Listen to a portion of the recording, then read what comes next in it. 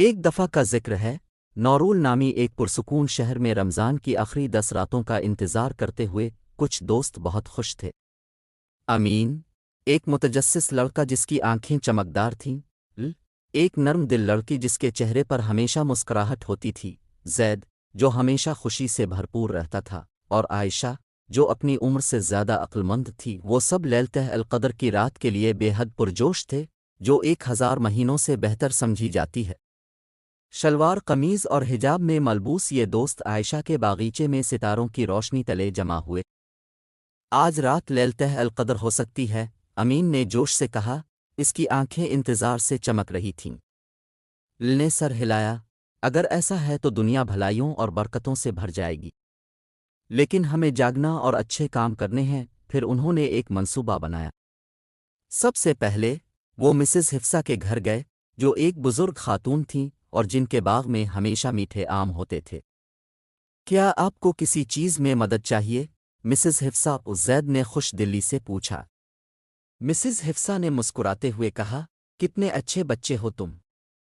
کیا تم پودوں کو پانی دے سکتے ہو؟ دوستوں نے فوراً کام شروع کر دیا اور جلد ہی باغ میں تازہ پھولوں کی خوشبو پھیل گئی۔ پھر وہ قرآن کی مجلس میں گئے جہاں عائشہ نے ایک پرسکون آواز میں آیات کی تلاوت کی۔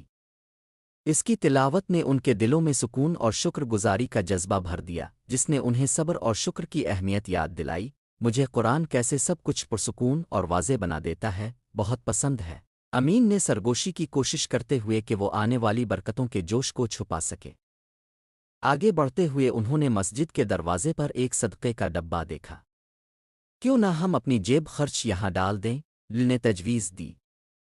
سب نے خوشی سے سر ہلایا، جانتے ہوئے کہ صدقہ دینا بہترین اعمال میں سے ایک ہے۔ بعد میں وہ قریب کی نہر پر گئے جہاں انہوں نے لالٹینیں جلائیں، جن کی چھوٹی چھوٹی روشنی چاندنی کے نیچے جھلملا رہی تھی۔ عائشہ نے تالیاں بجائیں، دیکھو، یہ ہماری بھلائیوں کی روشنی کی طرح ہے جو نورول میں پھیل رہی ہے۔ شام ہنسی، علم اور محبت میں گزر گئی۔ انہوں نے آپس میں اور اپنے ایمان کے ساتھ ایک گہرا تعلق محسوس کیا، شوق سے لیلۃ القدر کی روشنی کی جھلک دیکھنے کی امید میں۔ جب آسمان نے صبح کی پہلی کرنوں کے ساتھ چمکنا شروع کیا تو نے خوشی سے آ بھری۔ چاہے آج رات لیلۃ القدر تھی یا نہیں، ہم نے اتنی بھلائیاں پھیلائی ہیں، یہی اس کو خاص بناتا ہے۔ ہر دوست اپنے گھر لوٹا، ان کے دل خوشی اور سکون سے بھرے ہوئے تھے، یہ جانتے ہوئے کہ ان کی بھلائیوں نے واقعی ان کے ارد گرد کی دنیا کو روشن کر دیا ہے۔